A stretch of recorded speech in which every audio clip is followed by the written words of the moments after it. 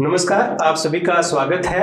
हम आरएस मुख्य परीक्षा समाजशास्त्र के 4 वीडियोज बना चुके हैं। उनमें लगभग सिलेबस है वो कवर हो चुका है, लेकिन कुछ टॉपिक्स ऐसे थे जो रह गए थे। तो आज इस वीडियो में हम उन टॉपिक्स पे चर्चा करेंगे। वो टॉपिक्स कौन कौन थे? एक तो ये था कि भारत में समाजशास्त्रीय विचारों का विकास किस प्रकार से हुआ, ये एक छोटा प्रश्न बन सकता है। और कुछ जो भारतीय समाज के समकक्ष चुनौतियां थी, भारतीय सामाजिक समस्याएं थी, जैसे कि दलितों की मुद्दे थे, तलाक की समस्या है, दहेज की समस्या है, वृद्धों की समस्या है। तो ये समस्याएं रह गई थी। तो आज हम इस पे चर्चा करेंगे। समय बहुत कम बचा है, तो इसलिए जल्दी जल्दी से इनको कवर करने का हम प्रयास करेंगे। तो पहले बात करते हैं कि भारत में समाजशास्त्रीय विचारों का विकास कैसे हुआ।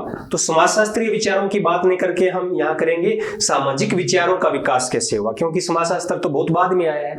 तो भारत में जब हम बात करें सामाजिक विचारों की, तो बहुत सदियों पहले से ही सामाजिक अपने जो विचार थे वो बहुत अव्वल दर्जे के रहे हैं। तो हमारे जितने भी प्राचीन धार्मिक ग्रंथ है उन सब में सामाजिक चिंतन जरूर मिलता है। तो वो हमारे ग्रंथ कौन कौन थे? वेद है, उपनिषद है, रामायण है, महाभारत, गीता, इन सब में सामाजिक चिंतन का वर्णन मिलता है। तो यानी भारत में सामाजिक विचारों का जो प्रारंभ था बहुत पहले हो चुका था, और इन वेदों में हमें या इन ग्रंथों में हमें इनका वर्णन मिलता है। तो प्रत्येक ग्रंथ के अंदर सामाजिक व्यवस्था को बनाए रखने के लिए और सामाजिक व्यवस्था को उन्नत बनाने के लिए बात है वो कही गई है। सूक्ष्म चिंतन इनमें किया गया है। कुछ हमारी सामाजिक व्यवस्थाएं थी, जैसे वर्ण व्यवस्था, आश्रम व्यवस्था, पुरुषार्थ व्यवस्था, ये भी सामाजिक विचारों के अंतर्गत ही आती है। तो इनमें व्यक्ति और समाज के बीच सुंदर समन्वय स्थापित करने का प्रयास किया गया है, जहां एक संपूर्ण व्यक्तित्व का विकास हो सके, जिसमें भौतिकवाद और व्यक्तिवाद को भी रखा गया है, लेकिन बहुत सीमित तौर पे रखा गया है। सामाजिकता को प्राथमिकता दी गई है, व्यक्तिवाद को प्राथमिकता यहाँ पर नहीं दी गई है। इसके अलावा कौटिल्य का अर्थशास्त्र है, शुक्राचार्य की नीति शास्त्र है, मनु का मनुस्मृति है, इनमें भी सामाजिक चिंतन है वो मिलता है। तो इस प्रकार से भारत में सामाजिक विचारों का जो प्रारंभ था बहुत पहले हो चुका था।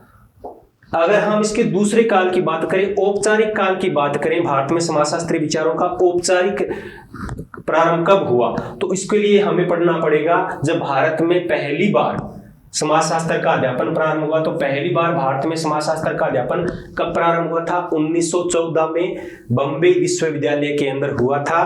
पैट्रिक गिड्स ने पहली बार अध्यापन इनका प्रारंभ करवाया था।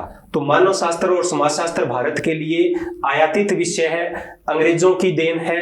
तो प्रारंभ में इन अंग्रेजों के साथ में बहुत सारे मानव शास्त्री आए थे, और उनके प्रभाव से भारत में समाजशास्त्र और मानव शास्त्र का अध्यापन प्रारंभ हुआ था। तो पैट्रिक गिड्स भी एक मानव शास्त्री थे।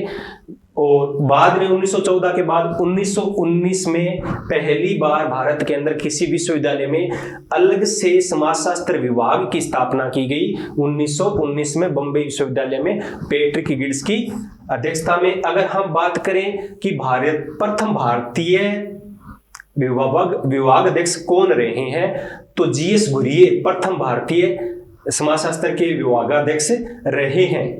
इसके बाद में 1914 के बाद में 1917 में कलकत्ता में भी एक विषय के रूप में समाजशास्त्र का अध्यापन प्रारंभ हुआ, और 1921 में लखनऊ विश्वविद्यालय में राधाकमल मुखर्जी द्वारा इसका अध्यापन प्रारंभ करवाया गया था। तो ये जो काल था 1914 से लेकर 1947 तक, आजादी तक का काल, ये इसको कहते हैं औपचारिक प्रतिस्थापन का युग, औपचारिक प्रतिस्थापन का काल। और उसके बाद जब देश आजाद हो गया, तो लगभग धीरे धीरे करके आज भारत के लगभग सभी विश्वविद्यालयों में समाजशास्त्र विषय पढ़ाया जाता है। तो प्रारंभ की बात करें तो प्रारंभ बहुत पहले हो चुका था, और अगर औपचारिक इसकी शुरुआत करें तो वो 1914 में हुई थी। तो ये भारत में समाजशास्त्रीय विचारों का विकास है। अब बात करते हैं समाज के कमजोर वर्ग दलित के बारे में। इनसे प्रश्न है वो बन सकते हैं।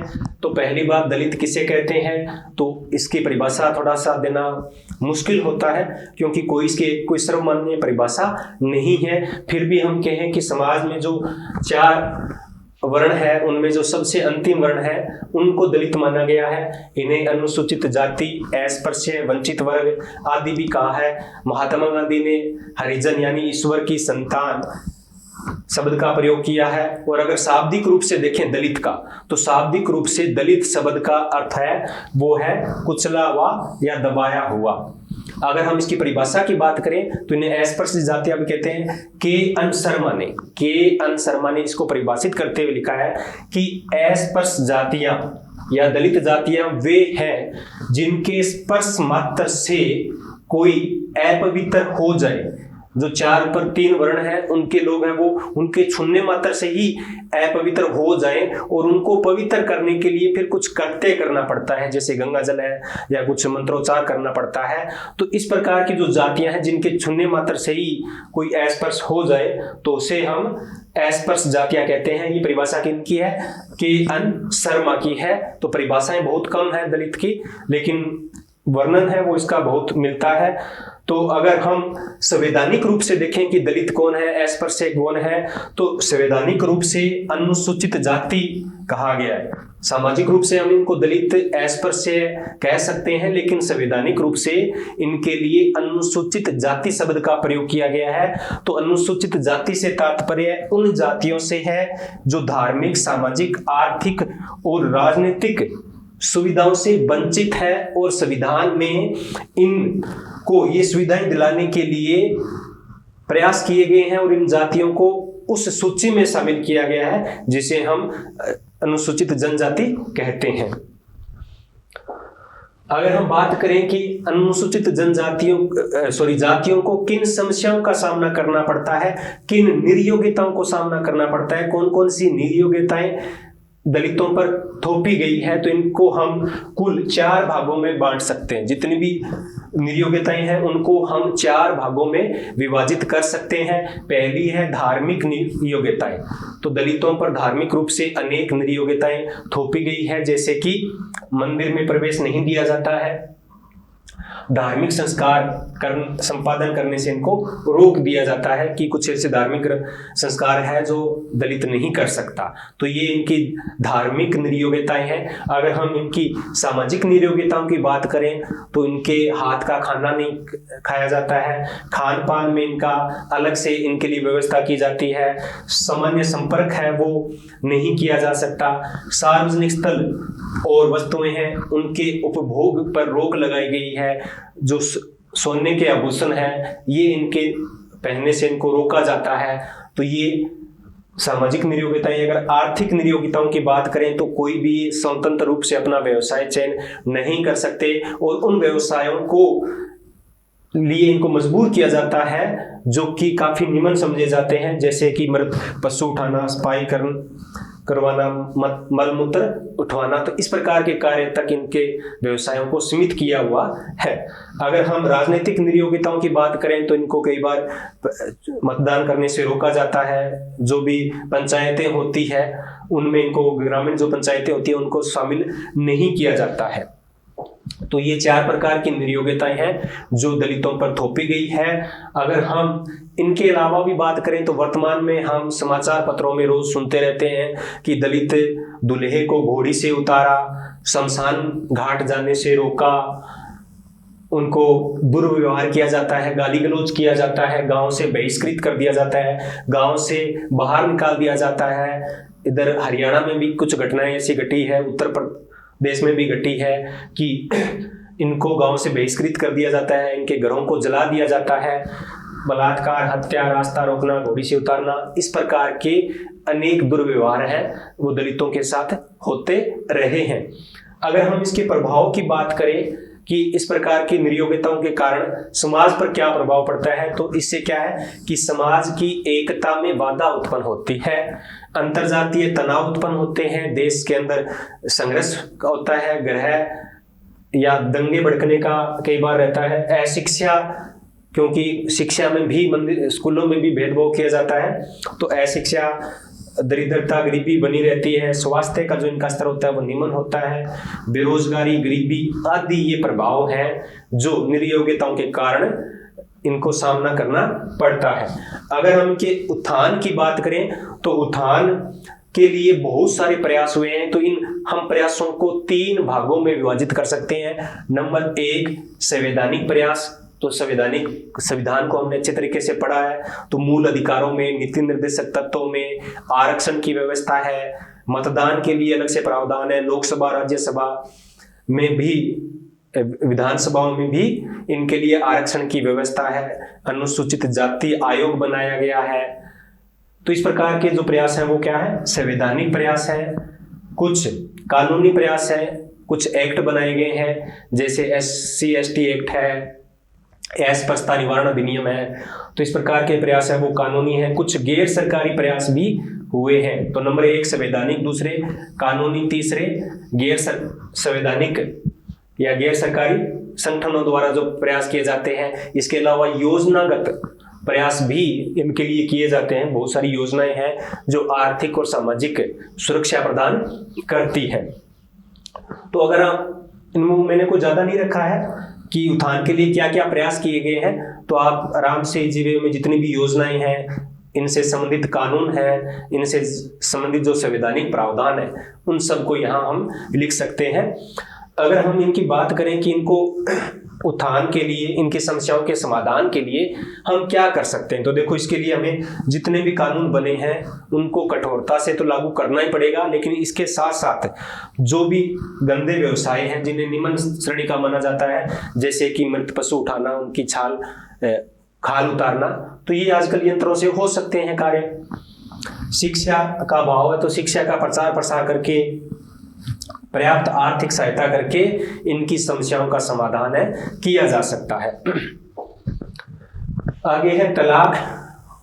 तो तलाक भी वर्तमान समय में एक महत्वपूर्ण सामाजिक समस्या बन चुकी है, सामाजिक व्यवस्था के लिए चुनौती बन चुकी है। अगर हम इसके बात करें तो क्या है तलाक, क्या है, विवाह संबंध का या विवाह बंधन का समाप्त होना तलाक कहलाता है। विवाह संबंध जो होता है, जो शादी से बनता है, उसका समापन हो जाना, विच्छेद हो जाना तलाक कहलाता है। वैसे हिंदू धर्म में विवाह को क्या है, एक धार्मिक संस्कार माना गया है जो कभी भी तोड़ा नहीं जा सकता, संस्कार है एक, और इसे तोड़ा नहीं जा सकता। इसलिए हिंदू धर्म में तलाक की व्यवस्था नहीं की गई है, लेकिन फिर भी आधुनिक मानवीय मूल्यों के अंतर्गत तलाक होते हैं। इसके लिए अलग से कानून बनाया गया है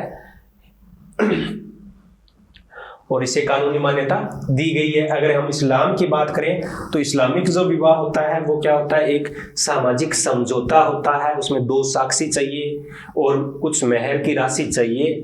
तो ये सामाजिक समझौता है, तो समझौते को तोड़ा जा सकता है। तो इस्लाम में कई प्रकार के तलाक की व्यवस्था है वो की गई है, जैसे कि तलाक उल बित। तो इसमें क्या है, 3 बार जो तोहर का टाइम होता है, समय होता है, जो अवधि होती है, उसमें 3 बार तलाक की प्रक्रिया को दोहराया जाता है, और 4 जो तोहर की अवधि है उसके दौरान सहवास नहीं बनाया जाता है तो तलाक है वो मान लिया जाता है। इसके अलावा इला है, जिरह है। जिरह में क्या होता है कि जो पुरुष है वो स्त्री को इस नाम से संबोधित करता है तो जिनसे कि यौन संबंध नहीं स्थापित किए जा सकते हैं, जैसे कि उसको मास से संबोधित करना। तो इस प्रकार के शब्दों से अगर संबोधित करता है तो वो तलाक मान लिया जाता है। इल्लाह के अंदर क्या होता है कि अल्लाह को हाजिर नाजिर मानकर तलाक दिया जाता है। लियन है, लियन में क्या होता है कि पुरुष है वो स्त्री पर व्याभिचार का आरोप लगाकर तलाक ले सकता है, और आपसी सहमति से भी तलाक होते हैं, उनको खुला या मुबारत कहते हैं। तो ये खुला या मुबारत प्रकार के जो तलाक की व्यवस्था है वो मुस्लिम स्त्रियां भी तलाक है वो ले सकती है। खुला में क्या होता है कि जो मेहर की राशि होती है वो लौटा दी जाती है, और मुबारत में जो मेहर की राशि है वो लौटाई नहीं जाती है। ये दोनों जो तलाक है वो आपसी सहमति से होते हैं।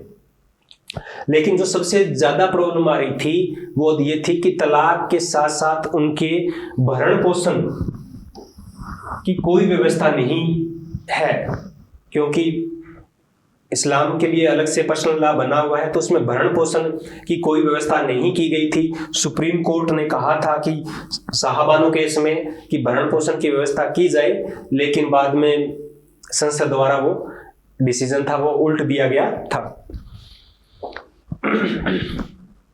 तो वर्तमान में जो 3 तलाक वाला चल रहा है मुद्दा, वो उस पर है, ये है तलाक उल बिद्दत पर। ये किस पर आधारित है? तलाक उल बिद्दत। तो इसका अर्थ होता है 3 तलाक, एक ही समय में 3 बार तलाक बोल के तलाक है वो दिया जा सकता है, और ये पत्नी की अनुपस्थिति में भी दिया जा सकता है। तो इसी के खिलाफ वर्तमान में जो एक नया अधिनियम बना है, मुस्लिम महिला protection of rights on marriage, जो कि 1 अगस्त 2019 से लागू हो गया है, जिस पर काफी विवाद हुआ है। ये इस प्रकार के तलाक उल बिद्दत को गैर कानूनी बनाता है, प्रतिबंधित करता है, और तलाक होने पर मुस्लिम महिला को भरण पोषण की व्यवस्था करता है। तो इसमें 3 साल तक की सजा का प्रावधान है। अगर इस प्रकार से कोई तलाक देता है तो उसको 3 साल की सजा दी जा सकती है। अब ये है कि वर्तमान समय में कुछ विचार आते हैं कि तलाक तो जी बहुत बुरे होते हैं, तलाक को तो समाप्त कर देना चाहिए, तलाक के जितने भी कानून हैं वो बंद कर देने चाहिए। हिंदू धर्म तो बहुत पवित्र धर्म है, धार्मिक संस्कार है, तो इसको तोड़ा नहीं जा सकता। तो कानून ये है, वो जितने भी कानून है वो गलत है। तो इसके पहले पक्ष में तर्क लेते हैं कि क्या पक्ष में तर्क हो सकते हैं तलाक उचित है। तो ये तर्क हो सकते हैं कि इससे तलाक के विपक्ष में तर्क होगा, पक्ष में नहीं है, विपक्ष में तर्क होगा कि तलाक से क्या नुकसान हो सकते हैं। तो तलाक से जो विवाह का धार्मिक और सांस्कृतिक महत्व है, क्योंकि हिंदू विवाह एक धार्मिक संस्कार है, तो इससे धार्मिकता का जो महत्व है वो समाप्त हो जाएगा। इससे तलाक से क्या है कि यौन संतुष्टि के जो अन्य वैकल्पिक है, तो उससे क्या है कि समाज के अंदर अनैतिकता फैलेगी और वेश्यावृत्ति को बढ़ावा मिलेगा। और क्या है कि इससे पारिवारिक विघटन है वो बढ़ेगा, परिवार के अंदर विघटन बढ़ेगा। इससे बच्चों के पालन पोषण में और उनके समाजीकरण में भी बाधा उत्पन्न आती है। तो इस प्रकार के जो विघटित परिवार होते हैं उनमें सबसे ज्यादा परेशानी होती है वो बच्चों को ही होती है, और इससे स्त्रियों को अनेक समस्याओं का सामना करना पड़ता है, विशेष रूप से आर्थिक समस्याओं का सामना करना पड़ता है, क्योंकि पति कमाने वाला होता है, वो अगर छोड़ देता है तो उसके पास कोई विशेष संपत्ति भी नहीं होती है और कार्य करने का कोई अनुभव भी नहीं होता है। तो इस कारण से कहा जाता है कि तलाक की प्रथा को समाप्त कर देना चाहिए, इससे अनेक समस्याओं का सामना करना पड़ता है। अब है तलाक के विपक्ष में इसमें करेंगे तलाक के पक्ष में तर्क। तो इसमें पक्ष में तर्क ये दिया जाता है कि इससे स्त्रियों की स्थिति में सुधार होगा, क्योंकि शादी के बाद जब पति प्रताड़ित करता है तो महिलाओं को बहुत सारी समस्याओं का सामना करना पड़ता है, उसकी स्थिति वो निमन बनी रहती है। तो अगर वो मर्जी से अपना तलाक लेती है तो उसकी स्थिति में सुधार होता है, वो अपने मर्जी से अपना जीवन है वो जी सकती है। इससे जो दुखपूर्ण वैवाहिक जीवन है उसकी जो दुखपूर्णता है वो समाप्त हो जाएगा, क्योंकि जब पति पत्नी के रूप में तलाक नहीं होता है तो पति भी दुखी रहता है और पत्नी भी दुखी रहती है। तो इससे अच्छा है कि तलाक ही दे दे, अपने जैसे कहावत है राड़ से बाढ़ अच्छी, तो यानी इस प्रकार की राड़ से तलाक है वो अच्छा है। समानता के अधिकार में वृद्धि होगी, अगर तलाक को देते हैं तो स्त्रियों की स्थिति में सुधार होगा और उनको समानता का अधिकार मिलेगा।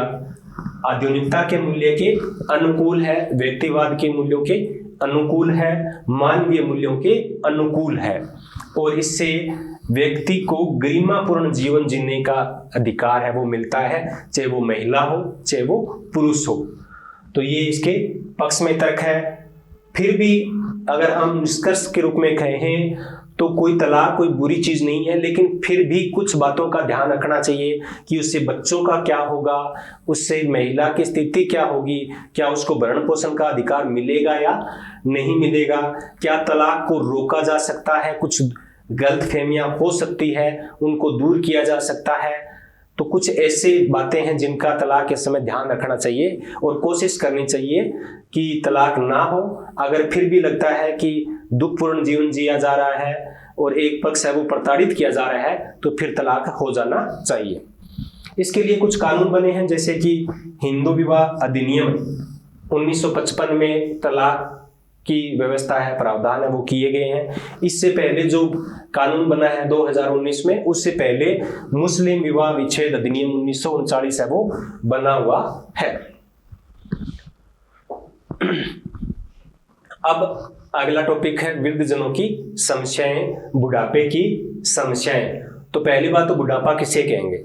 अब कोई तो कहता है कि जी शरीर कभी बूढ़ा होता ही नहीं है, मन कभी बूढ़ा होता ही नहीं है, शरीर ही बूढ़ा होता है। और कोई ये भी कहते हैं कि 50 साल में बुढ़ापा आ जाता है, 60 साल में आ जाता है, 65 साल में आता है, 75 साल में आता है। तो बुढ़ापे की कोई वैसे परिभाषा नहीं है।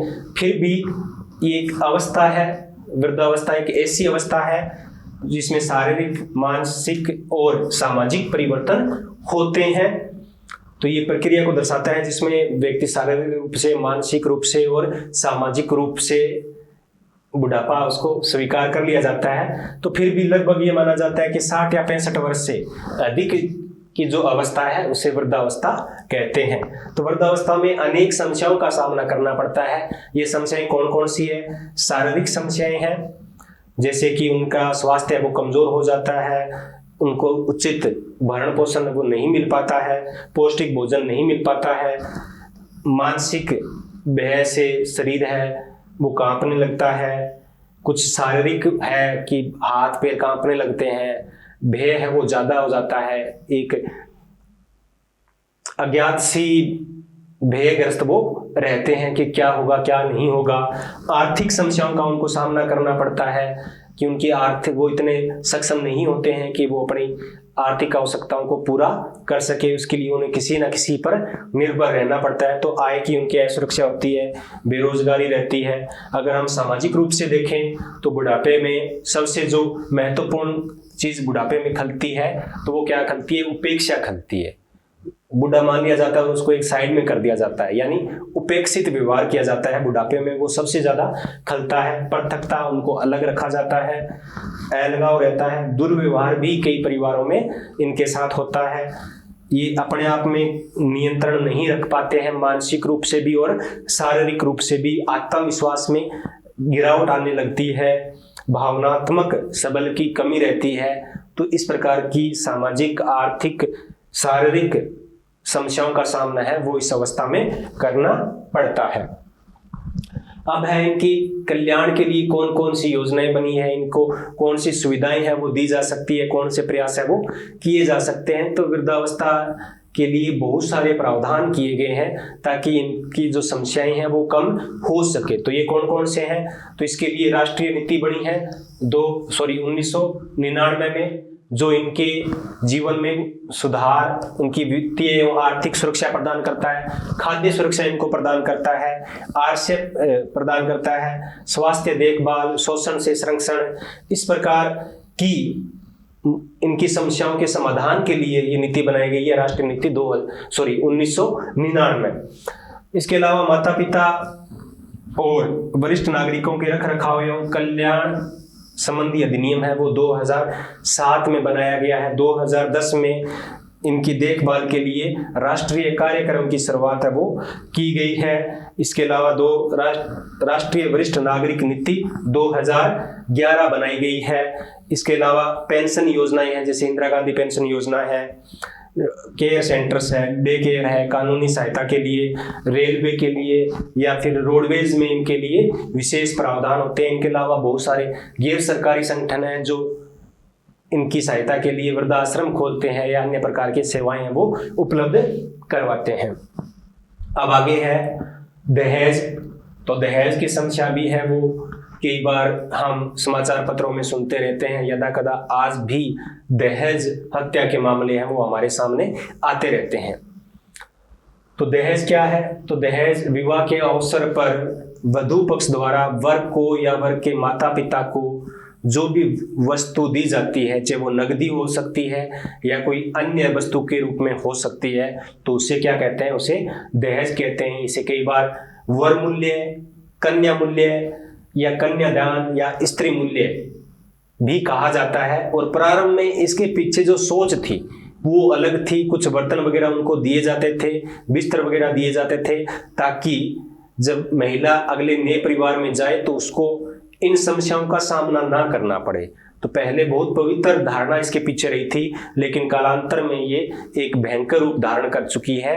और अब तो ये दहेज हत्या तक या आत्महत्या के लिए मजबूर करना, मारपीट करना, मानसिक रूप से प्रताड़ित करना, इस प्रकार की घटनाएं हैं वो दहेज में आम है।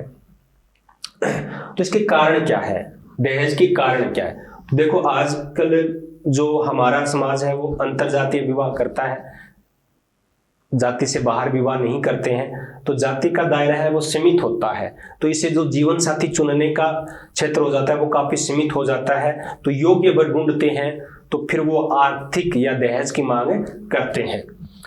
विवाह की अनिवार्यता है, तो भारत हिंदू धर्म के अनुसार विवाह करना आवश्यक है, अति आवश्यक है। तो विवाह करेगा तो दहेज भी देना पड़ता है। इसको सामाजिक प्रतिष्ठा के साथ जोड़ दिया जाता है कि दहेज से व्यक्ति की सामाजिक प्रतिष्ठा में वृद्धि होती है।